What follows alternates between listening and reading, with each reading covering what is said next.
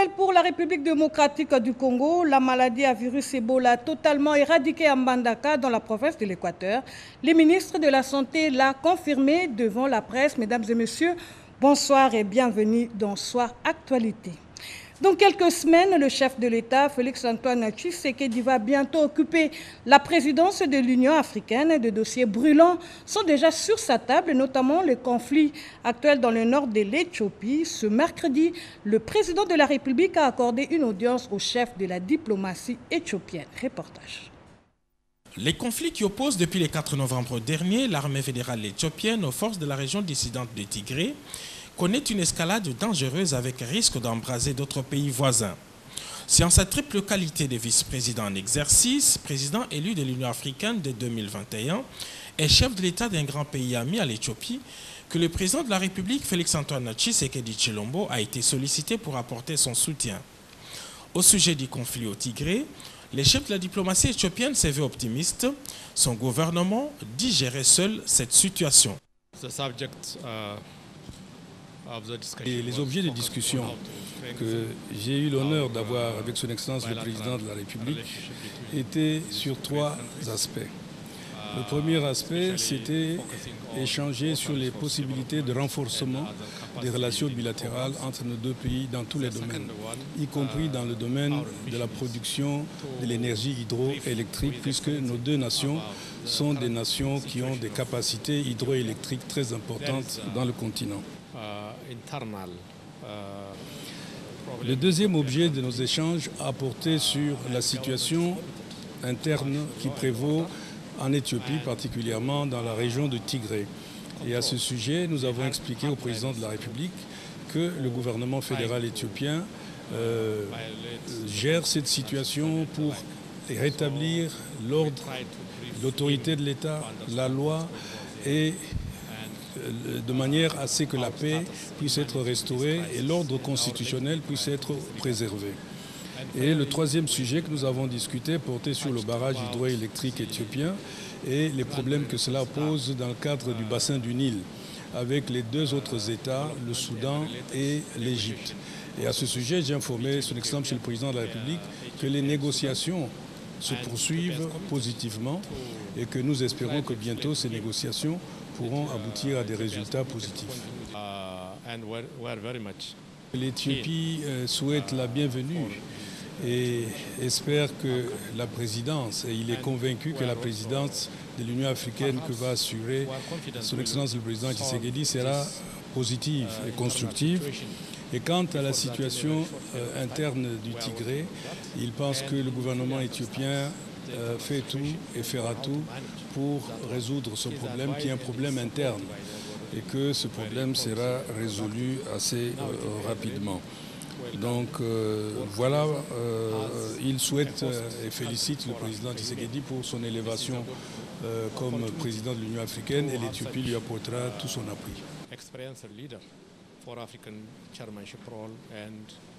L'histoire renseigne que la République démocratique du Congo a déjà réalisé des exploits en terre éthiopienne avec la reconquête d'Assosa et Gambela. Elle est aujourd'hui prête à rééditer l'exploit, le cas échéant. Mais on n'en est pas là. Le gouvernement éthiopien dit gérer seul cette situation et l'ordre sera vite rétabli, a insisté les patrons de la diplomatie éthiopienne.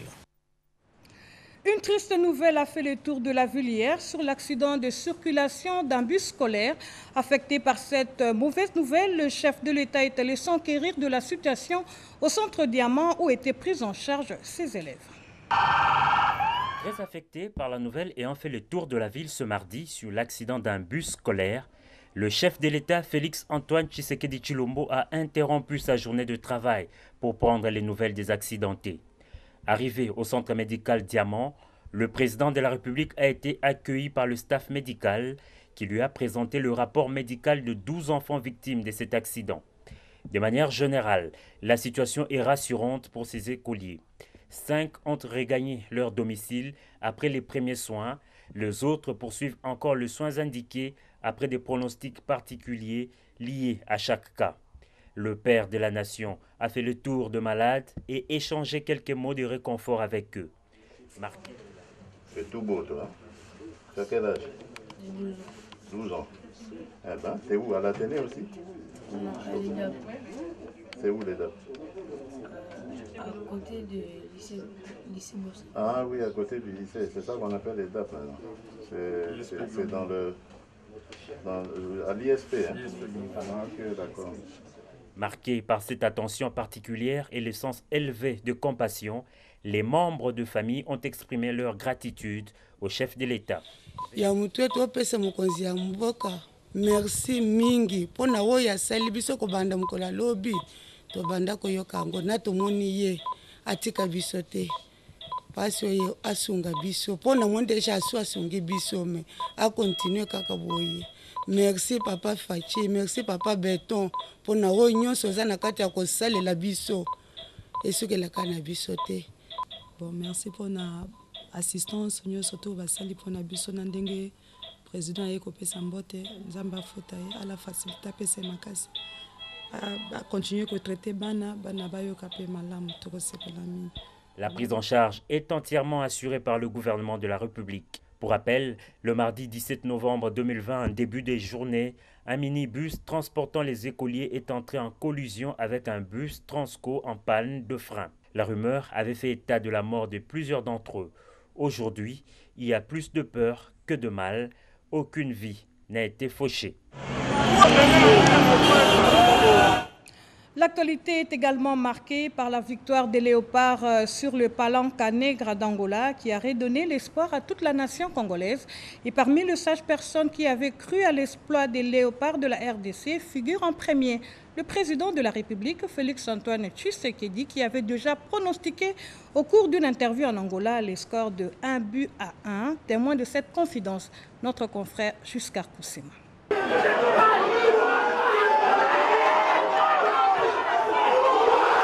La République démocratique du Congo reste une grande nation de football. Parti d'une situation inespérée, les Léopards relèvent la tête et gardent encore ses chances de se qualifier pour la Coupe d'Afrique des Nations du Cameroun. Du désespoir au rêve, un feuilleton qui s'est joué en 3 actes. Acte 1. Nous sommes le samedi 14 novembre 2020. Malgré son emploi du temps très chargé, le président de la République, Félix-Antoine Tshisekedi Tshilombo, avait fait le déplacement du stade des Martyrs pour encourager les 11 nationales. En dépit du score moins satisfaisant, il est resté optimiste et a encouragé l'équipe nationale. Maintenant, c'est Luanda. Surtout, ne baissez pas la pression. D'accord? Luanda, vous pouvez gagner. Cette équipe est prenable. Voilà, c'est parfait.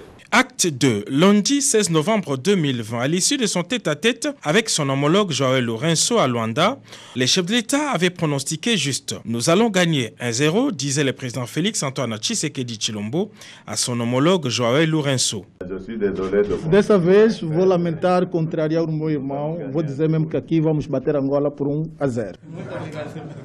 Acte 3, mardi du 7 novembre 2020 au stade national du 11 novembre de Luanda, les léopards de la RDC se sont certainement rappelé les mots du chef de l'État qu'ils ont tout donné pour ramener un bon résultat. À la 65e minute, Niskins Kebano marquait l'unique but de la rencontre. Kebano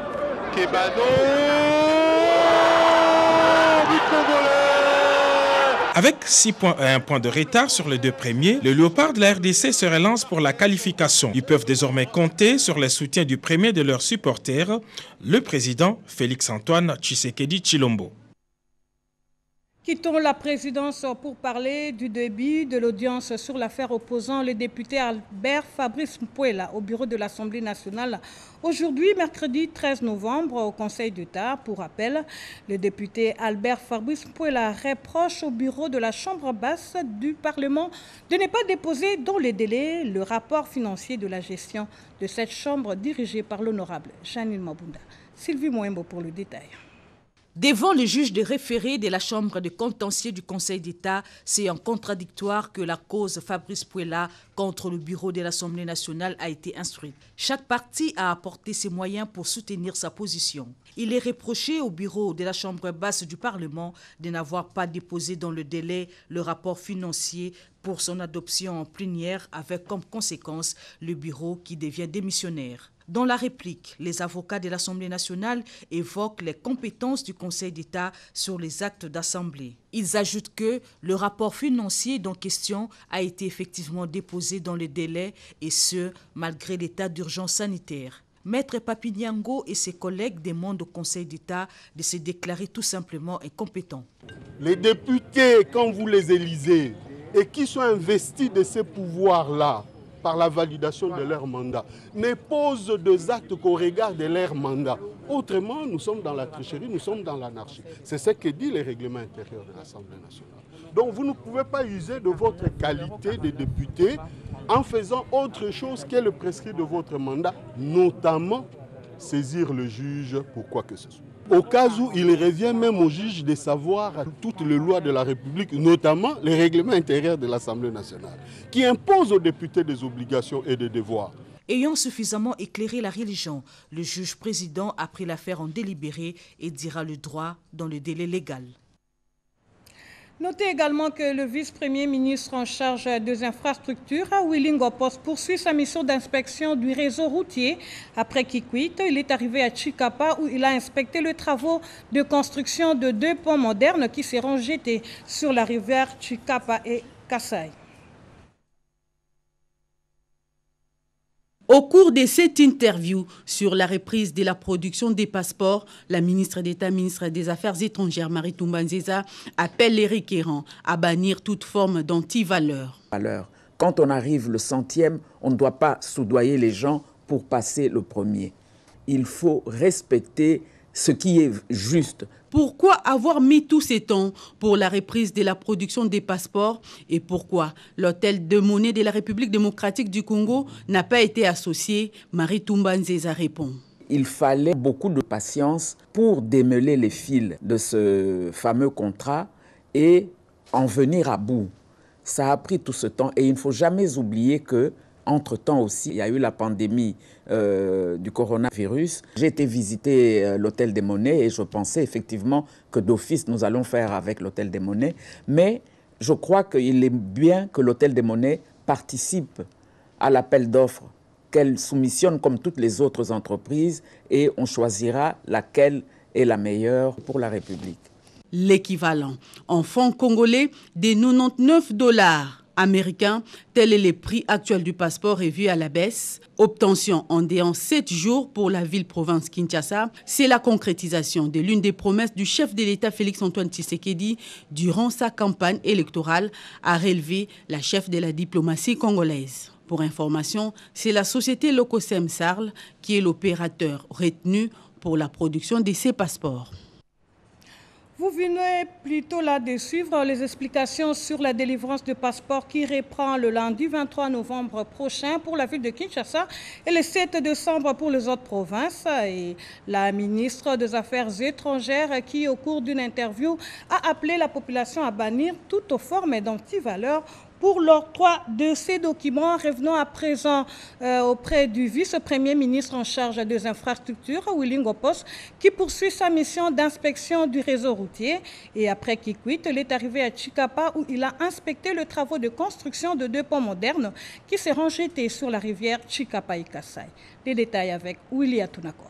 Avec dans sa suite les directeurs généraux de l'OVD, ingénieur Victor Toumba Chikela, les DGA de l'Office de route, ingénieur Floribert Motouti, le coordonnateur de la cellule des infrastructures, ingénieur Théon Tela et les vice-gouverneurs de la province du Kasai, Willy Ngopos Sunzel, a inspecté samedi 14 novembre 2020 à Chikapa d'abord les travaux de construction par l'entreprise chinoise CGC d'un pont moderne sur la rivière Chikapa en remplacement d'un vieux pont de 15 tonnes situé juste à côté. Ensuite, le pont Kasai qui s'était effondré le 23 octobre dernier, daté de l'époque coloniale, et les travaux de construction par l'entreprise chinoise CGC sur la supervision de l'Office de route d'un pont moderne en aval de cette rivière Kasai, devant assurer la reprise du trafic entre Chikapa et Kananga, ont fait également l'objet de la visite d'inspection du patron des ITP. Enfin, les travaux de réhabilitation et de construction des caniveaux par la direction provinciale de l'OVD Kasai sur le boulevard Lumumba dans le cadre du PER 2020, programme d'entretien routier ainsi que les travaux de construction d'un collecteur qui a stabilisé l'érosion Sokadjik à Chinza dans la commune de Kanzala ont constitué les points d'orgue de cette visite d'évaluation des travaux par les numéros 1 des ITP à Chikapa. A noter que la population bénéficiaire en liesse a visiblement réitéré son soutien indéfectible aux efforts de reconstruction de cette province par le gouvernement central sous l'impulsion du chef de l'État. Gardons le même chapitre des infrastructures ouvert avec le DG de l'Office des routes, l'ingénieur Herman Moutima Sakrini, qui a également visité la nationale numéro 4, axe Kisangani-Banalia, où s'exécutent de grands travaux d'entretien routier. Érudis Kitutu. Dans l'ex-province orientale où il a effectué une mission d'inspection et de contrôle, le directeur général de l'Office de route a inspecté la nationale numéro 4, axe Kisangani-Banalia. Ce, après avoir suivi de près la suppression des bourbiers par les équipes de l'Office de route sur l'axe Bafouassende-Nyanya. Arrivé à Banalia, Herman Moutima Sakrini et sa délégation ont présenté des civilités à l'administrateur du territoire. En homme de terrain, le directeur général de l'Office de route a inspecté le bac Banalia. La route qui va vers Bouta, nous avons visité cette route. Nous avons aussi visité ce bac et vu aussi comment nous pouvons faire en sorte que ce bac puisse être bien réhabilité. Cap vers la nationale numéro 3.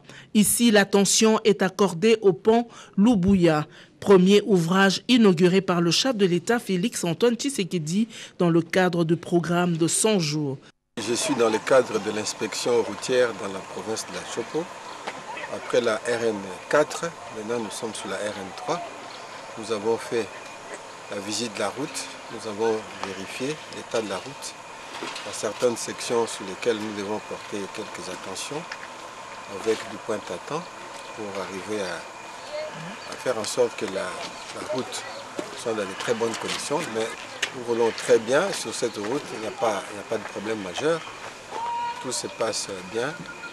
Nous allons continuer à travailler pour que celle-ci soit dans de bonnes conditions. Ici particulièrement, nous sommes sur le pont Lubuya. Le pont Lubuya, vous vous souviendrez, c'était le premier ouvrage que le chef de l'État avait inauguré dans le cadre du programme de 100 jours. Donc nous sommes venus voir et le pont se comporte bien, tout se passe bien. Herman Moutima Sakrini boucle cette visite d'inspection avec une note satisfaisante. La journée de la statistique célébrée aujourd'hui, occasion propice pour sensibiliser les décideurs, partenaires techniques et financiers ainsi que les chercheurs sur l'importance centrale des statistiques socio-économiques dont la gouvernance, nous dit Rikin Zousiloya. Chers compatriotes, la République démocratique du Congo a connu depuis le 1er juin 2020 la 11e épidémie de la maladie à virus Ebola de son histoire. L'actuelle épidémie constitue la 5e dans le Grand Équateur et elle survient juste 2 ans après une précédente épidémie dans cette même province.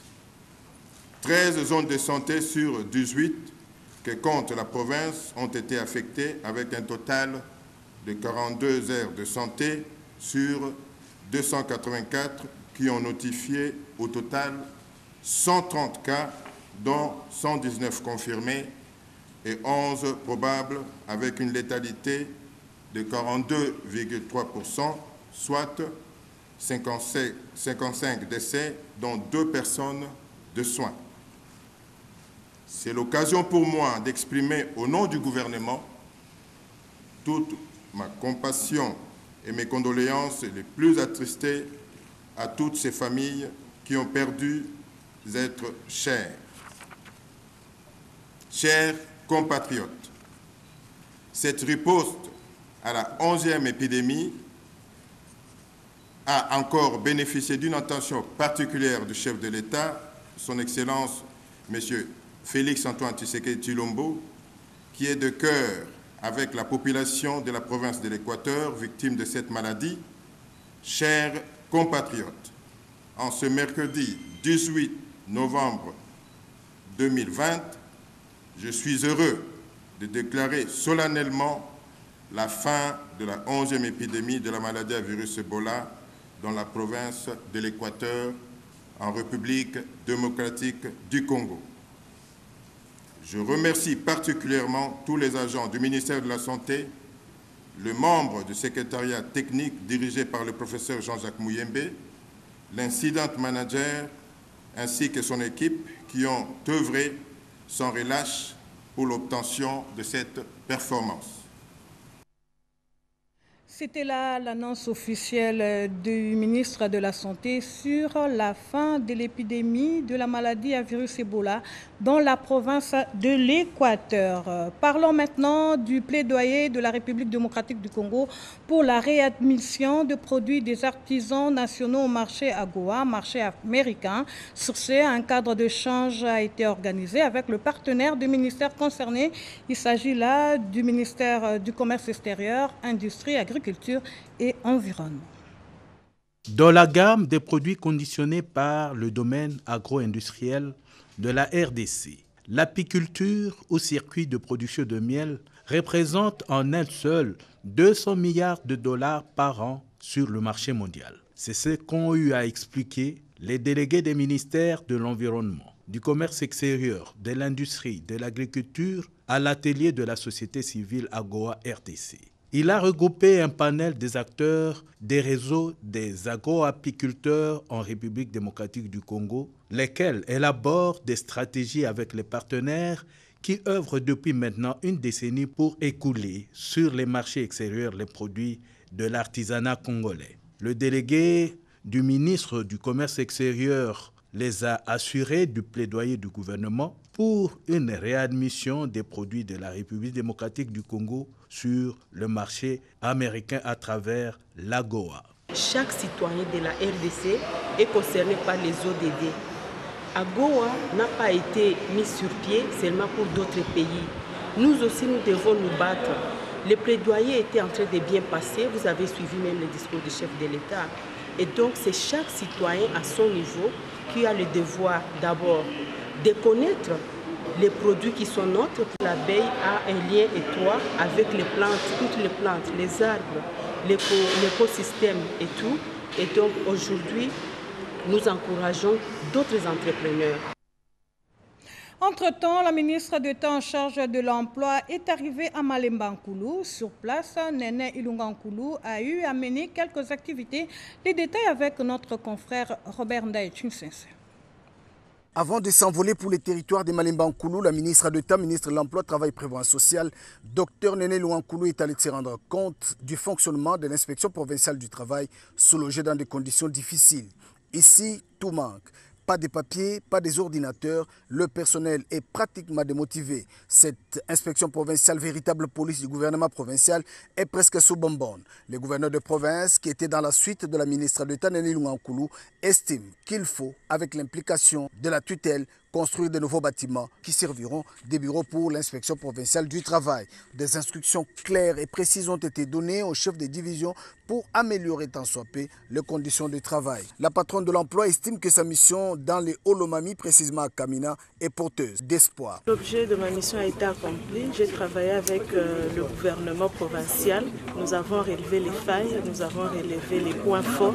Aujourd'hui, je peux dire que le monde du travail et de l'emploi va se réveiller. Informé à partir de Kamina de la situation des éléphants qui ravagent le champ à Malemba Nkulu et de certaines entreprises minières qui ne respectent pas les textes réglementaires en matière de l'emploi, la ministre d'État, ministre de l'Emploi, Travail et Prévoyance sociale, a fait une escale rapide à Malemba Nkulu en partance pour Kolwezi, dans les lois là-bas. Comme à chacune de ses déplacements, Malemba Nkulu n'a pas dérogé à la règle, celle de réserver un accueil chaleureux à sa fille. Des passages dans ces territoires, la ministre d'État, ministre de l'Emploi, Travail et Prévoyance sociale, a offert des équipements informatiques au bureau du territoire avant d'assister à la cérémonie de collation des grades académiques à l'université de Malemba Nkulu.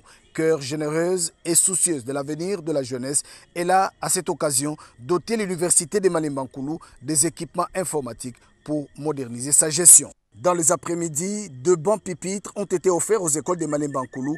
Question d'assurer une bonne scolarité aux enfants dans de bonnes conditions. Les bénéficiaires, eux, s'en réjouissent. Les mots vraiment nous manquent pour manifester notre joie. Vous savez, c'est une fois dans l'histoire du territoire qu'un particulier, je dis particulier parce que c'est madame le ministre, n'est pas une entreprise ni moins un gouvernement. C'est à titre personnel que madame vient de nous assister avec ses lots de pupitres. Une centaine de pupitres pour les enfants de Malembankoulou, c'est vraiment beaucoup. Et même le complément qui viendra après, ça va encore beaucoup nous soulager. 5 jours de traitement suffisent pour guérir complètement la Covid-19. C'est le résultat obtenu grâce au protocole du traitement de cette maladie, une synergie de stratégies menée par 2 professeurs de la faculté de médecine de l'université de Lubumbashi. Et la présentation officielle de ce protocole a eu lieu aujourd'hui en présence du ministre de la Santé. Face à l'urgence humanitaire de la Covid-19, les scientifiques du monde multiplient des recherches pour combattre ce fléau qui est à sa 2e phase et décime la population mondiale. Les recherches de 2 professeurs congolais de la faculté de médecine de l'université de Lubumbashi, professeurs Balaka Ekwalanga et Lungu Anzouam, ont proposé au monde scientifique les protocoles congolais pour le traitement de la Covid-19 en 5 jours. Ce traitement a permis la guérison de 105 malades après 5 jours de traitement. Les 2 chercheurs proposent également un produit de prévention sous forme de spray. Après la cure de 5 jours avec notre schéma thérapeutique qui consistait à une trithérapie où on avait donné interférons, soit alpha ou gamma, avec la chloroquine et les antioxydants. Ces tests-là se sont révélés négatifs. Sous la modération du professeur Kaumba, les rapporteurs du Sénat, la présentation officielle des résultats préliminaires des essais cliniques réalisés dans ce cadre de l'étude de l'efficacité de ces protocoles était faite en présence du ministre de la Santé, Dr Eteni Longondo. Ce dernier a apprécié à sa juste valeur cette recherche pour lutter contre la Covid. Le représentant de l'ambassade de Cuba a salué l'expertise du Congo qui vient de contribuer efficacement à la lutte mondiale contre la pandémie de Covid. Pour l'équipe de riposte et d'autres chercheurs, ces protocoles certifiés par l'INRB et l'Institut Pasteur viennent de donner une valeur ajoutée à d'autres recherches des scientifiques congolais qui ont permis de maîtriser cette pandémie et de réduire les taux de décès. Tous étaient unanimes, ces protocoles viennent de hisser les drapeaux de l'expertise congolaise dans la lutte mondiale contre la Covid. Pour couronner la recherche, le ministre de l'Industrie a décerné un diplôme de mérite aux 2 chercheurs. Revenons à présent sur la journée de la statistique, célébrée aujourd'hui, occasion propice pour sensibiliser les décideurs, partenaires techniques et financiers ainsi que les chercheurs sur l'importance centrale des statistiques socio-économiques dont la gouvernance, nous dit Rikin Zuzilouya. À l'instar d'autres pays d'Afrique, la République démocratique du Congo a célébré ce mercredi 18 novembre 2020 la 30e édition de la Journée africaine de la statistique avec l'appui de la Banque africaine de développement.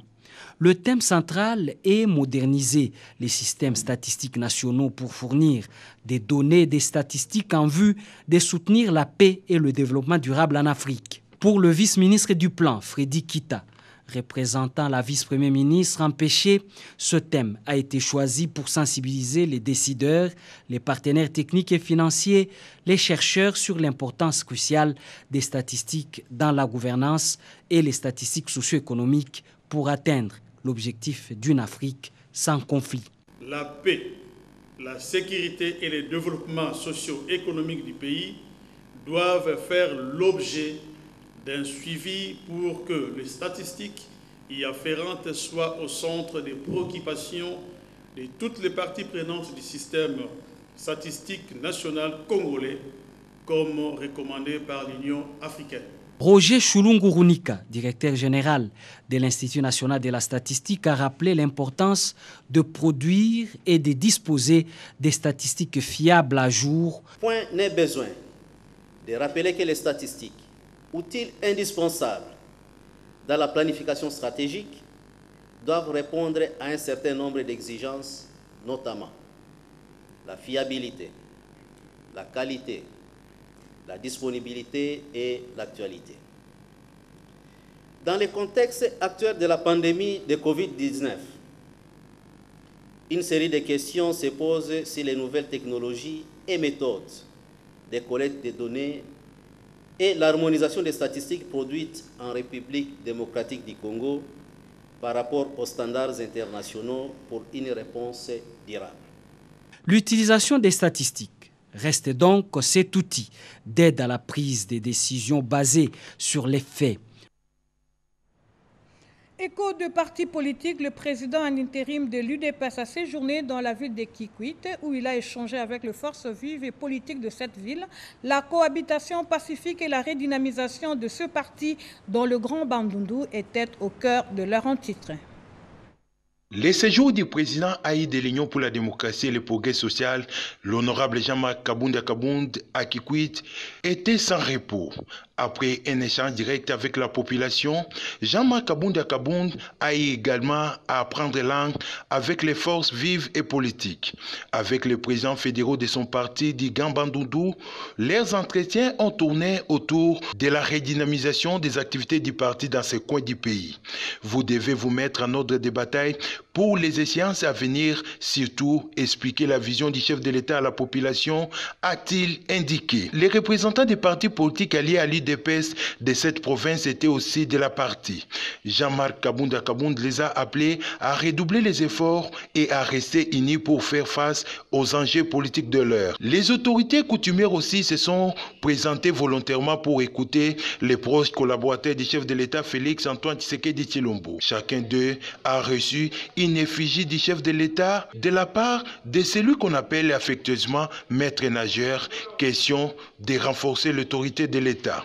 Le tribalisme doit être banni sous toutes ses formes parmi les Congolais, a martelé Jean-Marc Kabunda Kabound. À leur tour, les chefs coutumiers ont exprimé à l'honorable Jean-Marc Kabunda Kabound leur disponibilité à travailler dans le sens d'une cohabitation pacifique et soutenir les initiatives du développement du président de la République Félix Antoine Tshisekedi Tshilombo. C'était là un reportage de notre confrère Alain Bikaï. La création de l'Union sacrée par le chef de l'État, une initiative soutenue par la population, particulièrement par les femmes du renouveau kassaïen de la dynamique Base Fachi, partenaire de l'ASSO-Fachi, association de soutien aux actions du chef de l'État. Les consultations politiques initiées par le chef de l'État, Félix Antoine Tshisekedi Tshilombo, préoccupent la classe politique congolaise ainsi que toutes les forces vives à travers la République démocratique du Congo. Le Congo profond reste unanime que l'objectif de ces assises par le président de la République, c'est le Congo uni autour de l'union sacrée pour la nation ainsi que l'intérêt de tous. C'est dans cette optique que les femmes du renouveau kassaïen de la dynamique Base Fachi, partenaire privilégié de l'association qui soutient les actions de Félix Antoine Tshisekedi Tshilombo à ASSO-Fachi, ont réagi. La Constitution de la République, c'est le socle pour la refondation de la nation congolaise. 2. Le Congo, notre unique et cher pays, ne peut être gouverné sur base d'un quelconque accord. 3. Nous soutenons le président de la République dans sa démarche de consultation pour lever une nouvelle majorité parlementaire autour de l'union sacrée de la nation et nous l'encourageons dans cette démarche pour que notre pays aspire à la paix et au bien-être social de notre peuple. 4. Nous soutenons toutes les forces vives engagées à accompagner le président de la République dans ces schémas salutaires. 6. Nous demandons au peuple congolais de s'élever comme un seul homme pour mettre hors d'état de nuire l'esprit des divisions, des tribalismes et des corruptions, pour installer un véritable état de droit dans notre pays. C'est par cette note triste que nous mettons un terme à cette édition du journal. Merci de nous avoir suivis. Au revoir.